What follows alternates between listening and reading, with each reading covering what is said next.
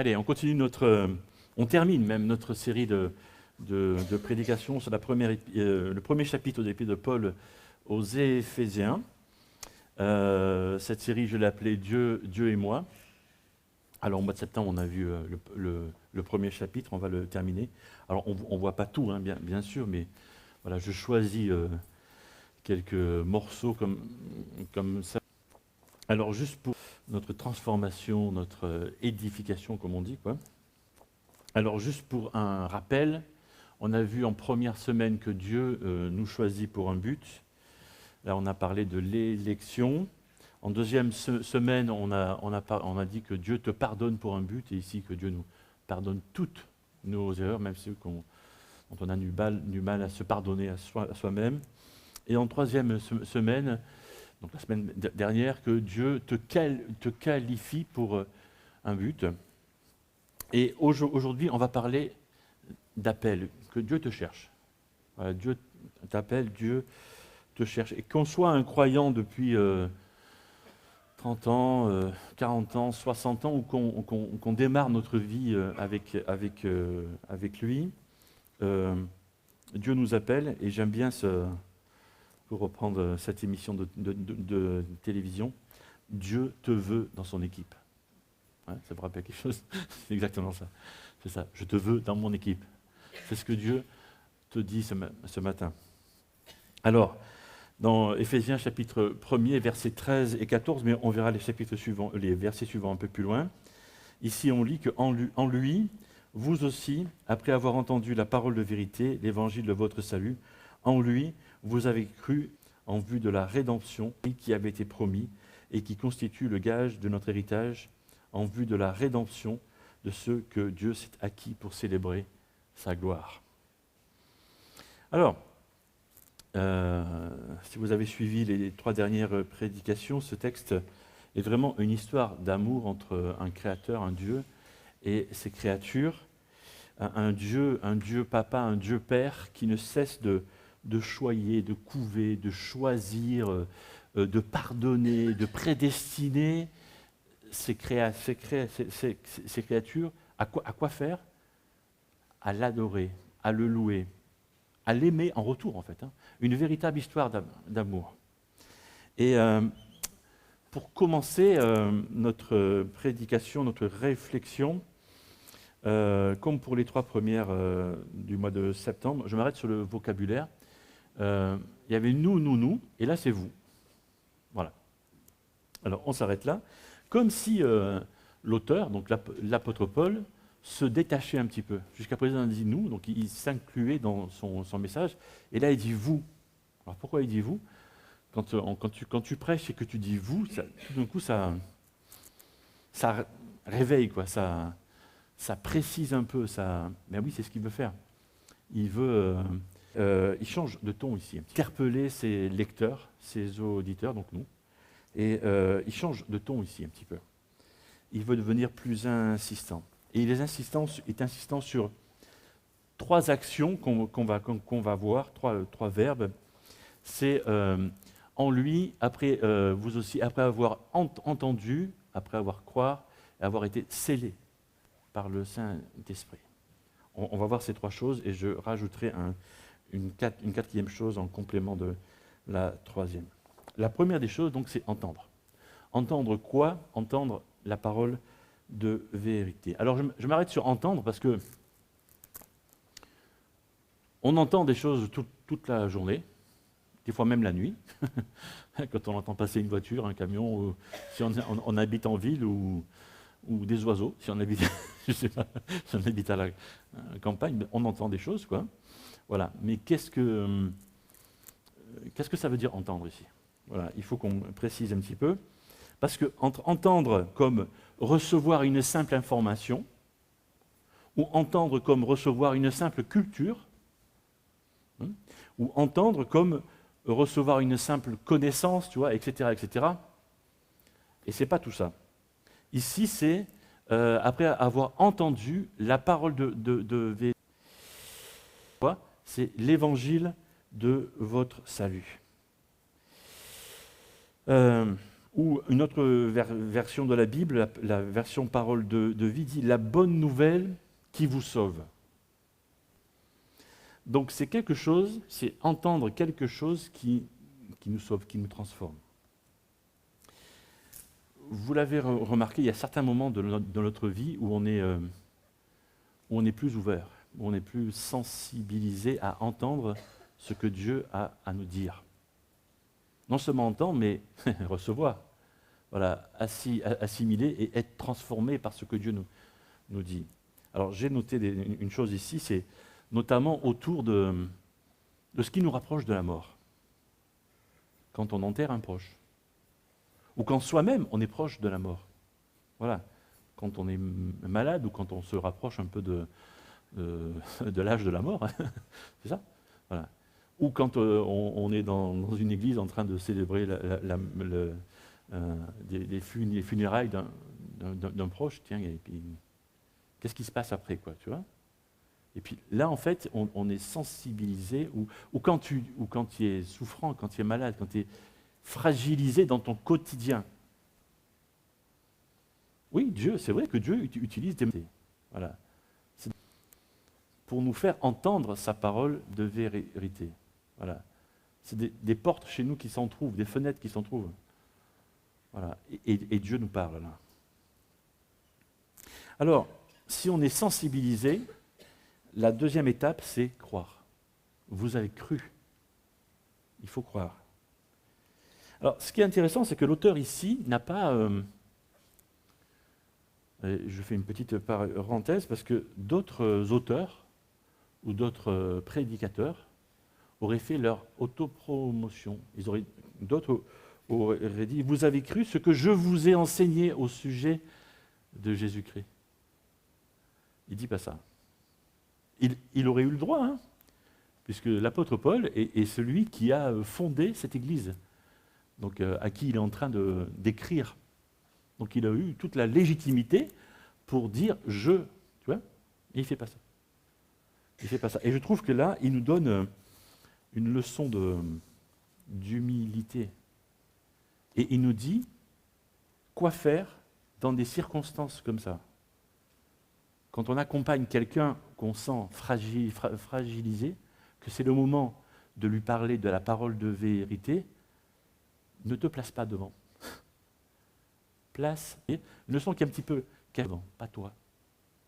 L'apôtre Paul nous donne une leçon là. Vous voyez, une leçon qui est un petit peu cachée, qu'il faut lire au travers des lignes, et que j'ai trouvé en creusant un petit peu, donc je vous livre ça. Parce que souvent on se place moi-je, non, pas moi-je. Parle de Christ, parle de Dieu. Parce que si tu te places toi devant, tu fermes la porte en fait, la porte se claque. Tu vois? Ce qui compte, c'est bien de croire en cette parole qui sauve.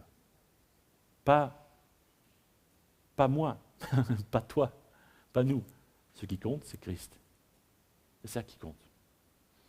Et puis moi j'aime cet intitulé dans la parole de vérité, parce que quand on est ouvert un petit, quand on écoute ce que notre monde dit, à moins qu'on parlait hier avec Séverine Magnès de la parole, etc., du langage, etc., et à moins qu'on habite sur une montagne, tout seul, isolé, on n'entend pas d'autres êtres humains, mais quand on entend d'autres êtres humains, on allume la radio, la télévision, ou des voisins, ou des amis, ou de la famille, mais qu'est-ce qu'on peut entendre comme bêtises? J'ai choisi mes mots. Alors j'ai noté ici, j'ai noté qu'un. Hein, ouais. Voilà.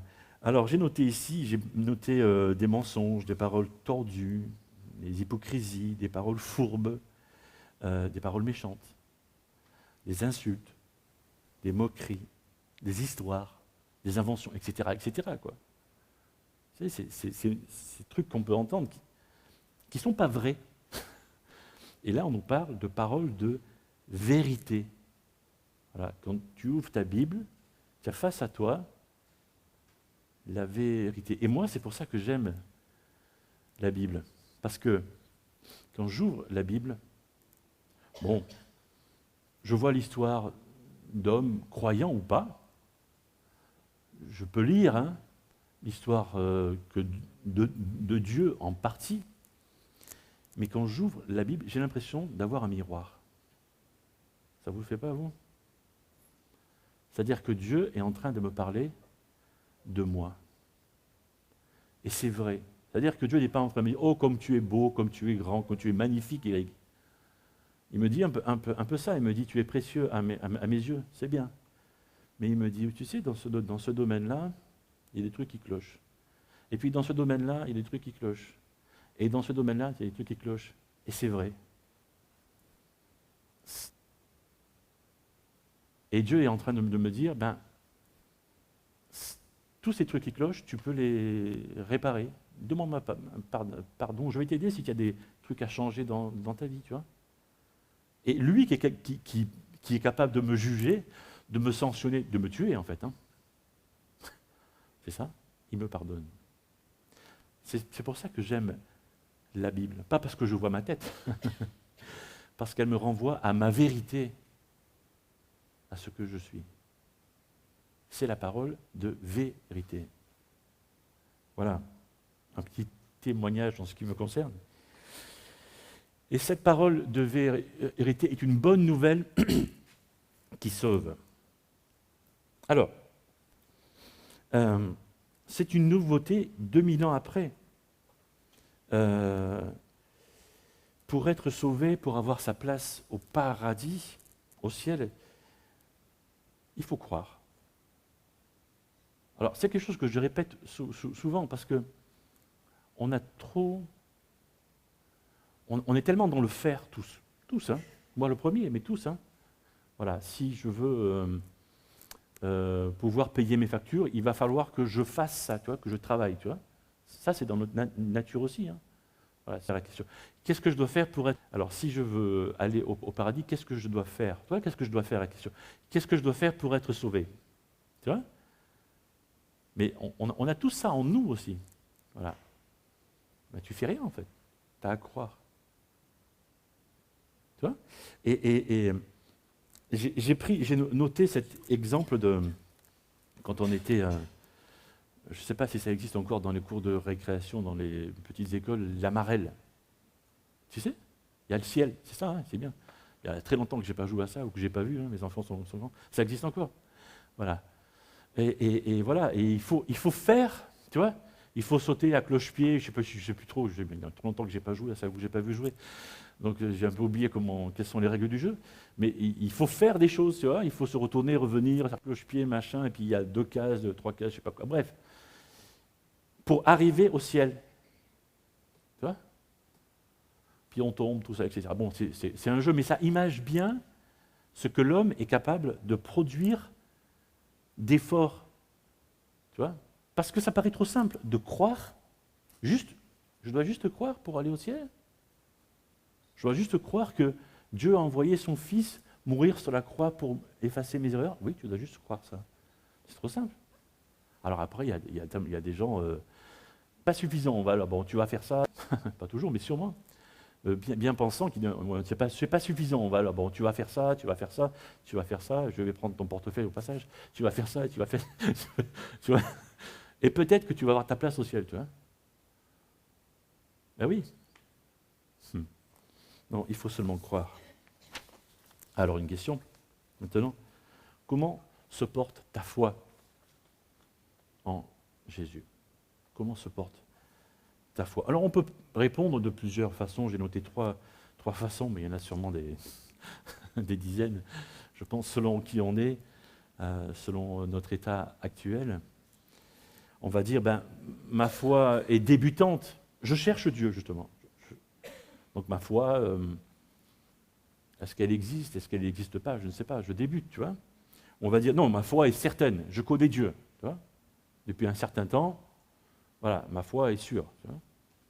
Ou on va dire, peut-être, entre les deux, ma foi est vacillante.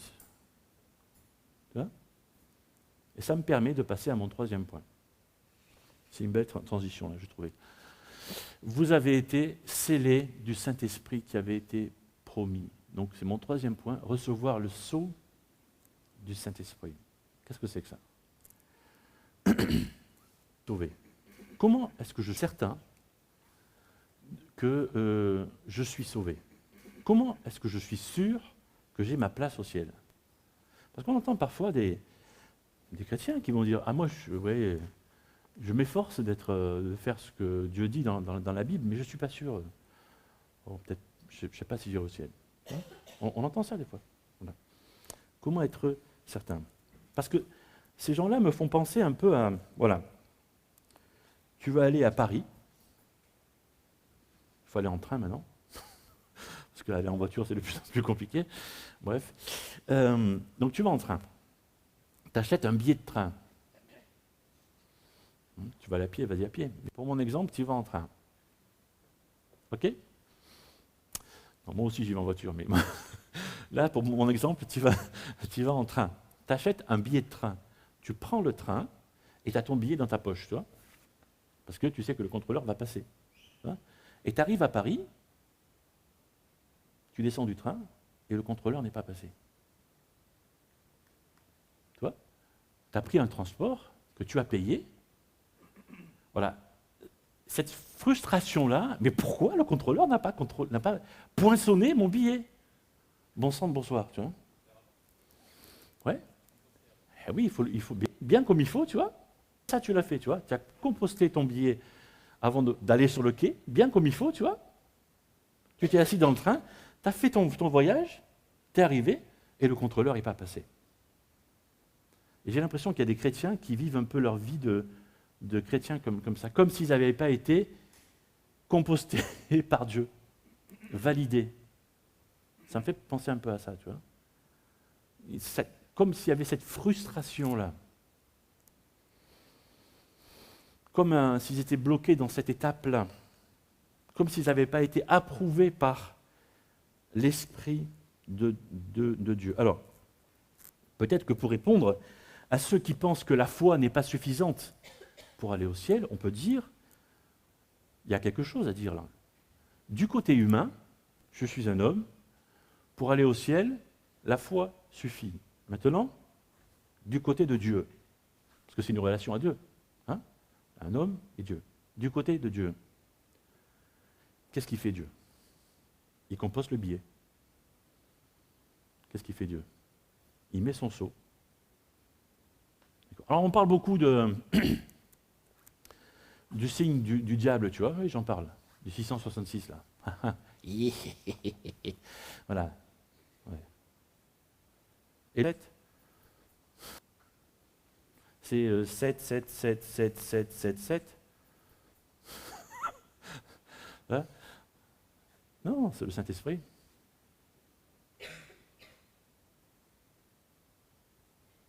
Hein? Bien sûr. On n'est pas conscient que sur Terre, en fait, il y a une grande bataille céleste qui se passe sur Terre. Alors les gens disent, ouais, moi je crois pas en Dieu, mais ouais, peut-être que j'irai au paradis. T'es sûr, mon gars? Parce que moi, ce que je lis dans la parole de vérité, c'est que si tu choisis par Dieu, tu es choisi, toi, par quelqu'un d'autre, qui n'est pas Dieu, qui est le diable. Il n'y a pas deux choix différents. Ah non, mais c'est pas ça. Si, c'est ça. La parole de vérité me dit ça. C'est difficile ce que je suis en train de dire. Hein. C'est dur. Hein. C'est pas ça que dit la Bible. C'est pas ça que dit la Bible. Il n'y a pas mon ami qui dit Amen là, tous les dimanches. Là. C'est pas ça que dit la Bible. Ouais. Bien sûr que c'est ça. Donc si le diable voit quelqu'un qui n'a pas été scellé par le sceau de l'Esprit de Dieu, il va mettre sa marque dessus. Hein.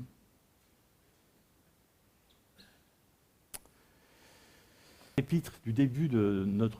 Vous voyez qu'on est très très loin du début de notre épître, du début de notre mois, où on se disait « Ah oui, mais est-ce que j'ai mon libre arbitre?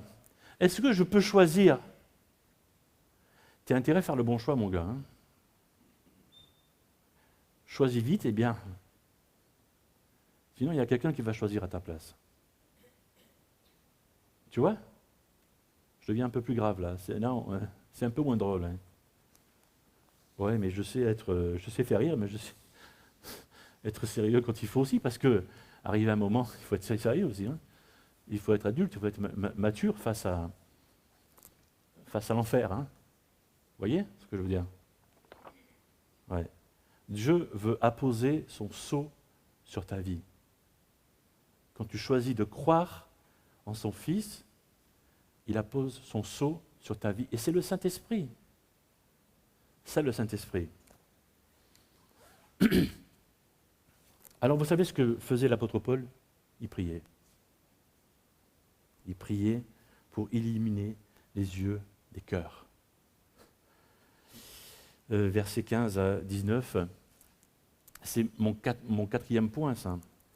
C'est pourquoi moi aussi, ayant entendu parler, je vais revenir là-dessus, ayant entendu parler de votre foi, dire tous les croyants, ça, et de votre amour pour tous les saints, ça veut dire tous les croyants, ça, je ne cesse de rendre grâce pour vous, je fais mention de vous dans mes prières, ça veut dire qu'il prie pour eux, afin que notre Seigneur Jésus-Christ, le Père de gloire, vous donne un esprit de sagesse et de révélation qui vous le fasse connaître, qu'il illumine les yeux de votre cœur, afin que vous sachiez quelle est l'espérance qui s'attache à son appel, quelle est la glorieuse richesse de son héritage, et quelle est la grandeur surabondante de sa puissance envers nous.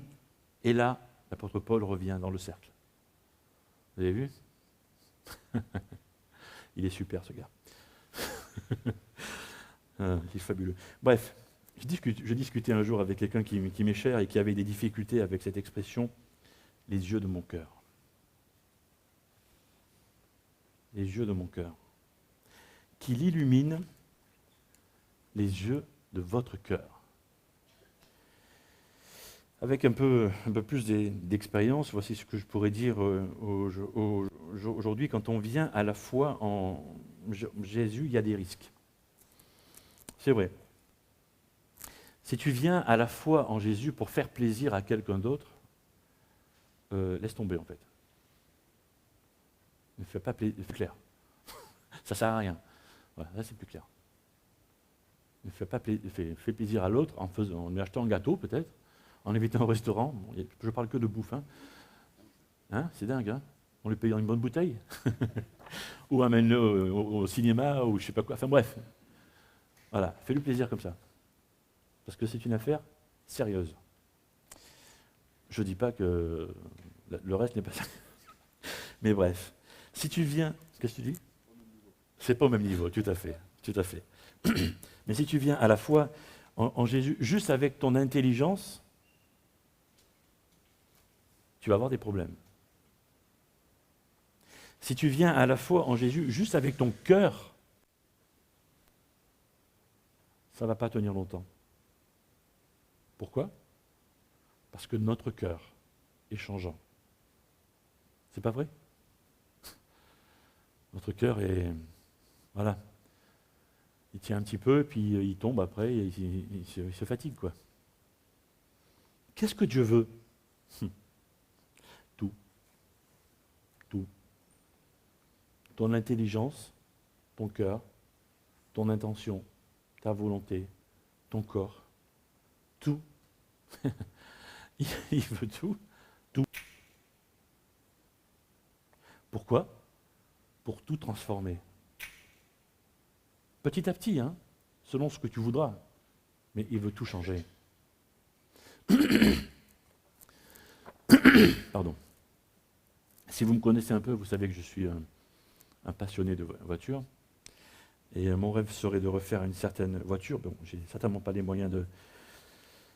j'aurais sans doute jamais les moyens de faire ça, mais c'est pas grave, parce que je me contente de bricoler sur d'autres petites voitures. Mais je regarde quelques programmes de télévision. En ce moment, il y en a qui sont pas mal. Je suis pas le seul.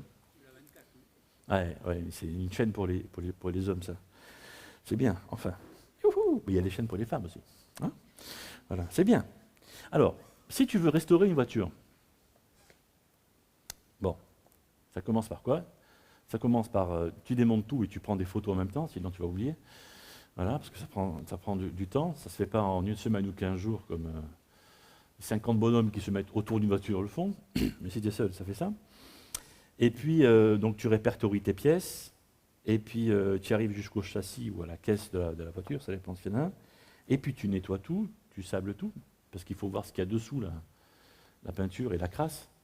Voilà. Et tu vois en fait s'il n'y a pas des choses qui sont tordues, ou des choses qui sont à jeter, des choses qui sont à jeter. Ça vous fait penser à rien? Des choses qui sont à jeter.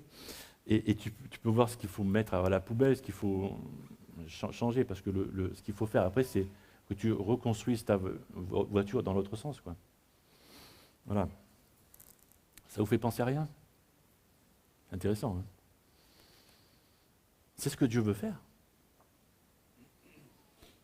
Il veut aller jusque dans tes fondations, si je veux dire, jusqu'à ton châssis, si je veux reprendre cette image-là. Ouais.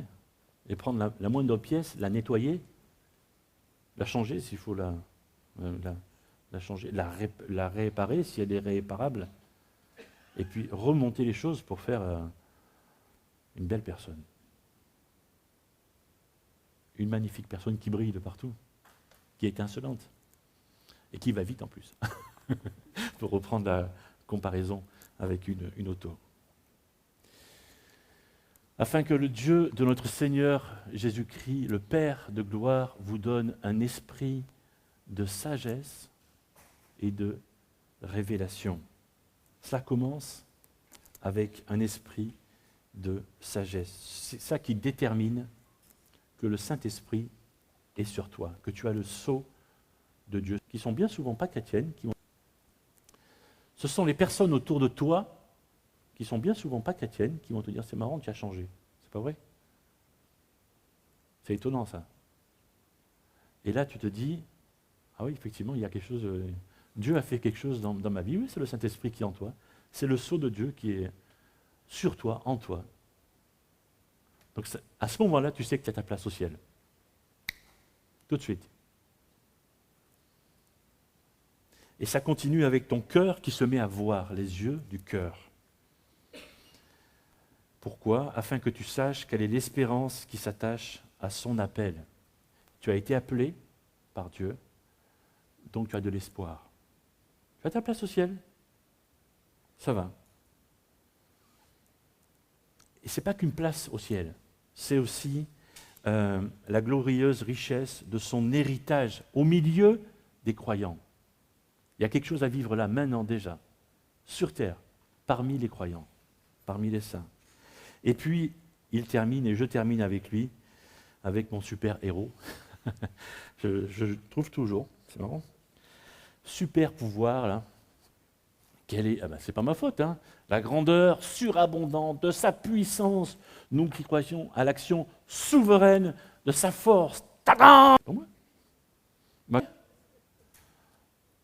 J'y peux rien, c'est l'apôtre Paul, c'est pas moi. Moi, quand je vois ça, je vois le super Dieu qui traverse, qui éclate tout, quoi. Je suis un peu fou, je sais. Fou de Dieu. Oui. Tout ça pour nous montrer combien nous pouvons faire confiance à cette parole de vérité, combien nous pouvons faire confiance à ce Dieu. Cette puissance, elle est à notre disposition. Hein. C'est pour nous. Merci. C'est pour nous. Dieu est au contrôle. Alors, modestement, mais comme l'apôtre Paul, j'aimerais prier pour vous. Modestement, parce que je suis loin d'être l'apôtre Paul. Et j'aimerais que nous ayons un temps de recueillement et de prière maintenant, parce que l'apôtre Paul dit au verset 15, « Moi aussi, ayant entendu parler de votre foi et de votre amour, je ne cesse de rendre grâce, je fais mention de vous dans mes prières. » Donc j'aimerais prier pour vous, hein, tout simplement. Prions. Seigneur, merci parce que tu nous parles encore ce matin. Seigneur, merci parce que c'est vrai que ça peut paraître simple, cette foi en toi. Merci parce qu'un jour tu nous as donné d'entendre, recevoir le sceau de vérité, de pouvoir y croire et de recevoir le sceau de ton Saint-Esprit. Et j'aimerais tout de suite prier pour ceux et celles qui sont dans ce doute-là, dans ce questionnement, qui ont peut-être une foi vacillante. Et j'aimerais te demander, Seigneur, peut-être de recéler leur vie avec ton sceau et de faire en sorte de peut-être de remettre une couche de ton Saint-Esprit. Je ne sais pas si c'est comme ça qu'il faut le dire, mais c'est comme ça que je te demande. Voilà. Et Seigneur, mets ton sceau sur ceux et celles qui te font confiance. Seigneur, merci parce que ta parole est la vérité. Parce que quand on ouvre la Bible, on trouve ce qui est nécessaire pour notre vie, de chaque jour. Et parce que ça nous renvoie à ce que toi, Seigneur Dieu, tu veux pour notre vie. Seigneur, tu vois ce qu'il y a dans le cœur de mes frères et sœurs, de mes amis qui sont là, et de ceux qui écoutent. Et Seigneur, j'aimerais vraiment te demander de leur donner cet esprit de sagesse, mais aussi cet esprit de force et de puissance. Et vraiment, Seigneur, que ton Saint-Esprit puisse circuler voilà, dans toute, pour qu'ils puissent vraiment continuer chaque partie de leur vie, pour qu'ils puissent vraiment continuer à être transformés, mais aussi que là où ils se trouvent, ils soient des personnes qui communiquent ta parole de vérité, peut-être par des paroles, mais aussi par ce qu'ils sont, par ce qu'ils font. Seigneur, merci parce que tu nous transformes, merci parce que c'est par des actions, c'est par des mots, c'est par des attitudes simples que tu permets ça. Et Seigneur, peut-être que l'un ou l'autre ne sait pas encore prononcer formellement pour toi et aimerait le faire au travers de cette simple phrase, personnellement, dans son cœur. Seigneur Dieu, j'aimerais te demander pardon pour mes erreurs, pour mes fautes. Et merci pour Jésus-Christ. Merci parce que son sacrifice sur la croix me permet de me rapprocher de toi. Je veux croire que ce sacrifice efface mes fautes. Merci Seigneur parce que tu deviens le maître de ma vie. Merci Seigneur parce que tu veux me transformer. Je veux recevoir moi aussi le sceau de ton Saint-Esprit. Deviens, sois le maître de mon existence. Seigneur, merci parce que c'est peut-être des choses qu'on connaît, tout ce qu'on a vu, et ce n'est peut-être qu'un rappel pour les plus expérimentés d'entre nous, mais tu veux nous rappeler certaines choses, et ce n'est pas pour rien. Moi, je ne sais pas ce que toi quelle est ta volonté pour chacune de nos vies, mais je veux te prier pour chaque personne qui est là, chaque personne qui entend. Et te prier pour sa santé, te prier pour sa spiritualité aussi, pour son espérance, pour son salut, et te prier pour sa famille, pour son lieu de vie aussi, son lieu de travail où il a ses activités, et te demander, Seigneur, que tu mettes ton espérance, ton amour, ta foi, la foi en toi, partout où il ou elle sera. Que toute la gloire te revienne, Seigneur Jésus, et que notre Église, tout ce que nous faisons, tout ce que nous ferons, et que notre Église puisse être le lieu où on continue à t'adorer et te louer. Toi, Seigneur, Jésus-Christ, notre espérance. Amen.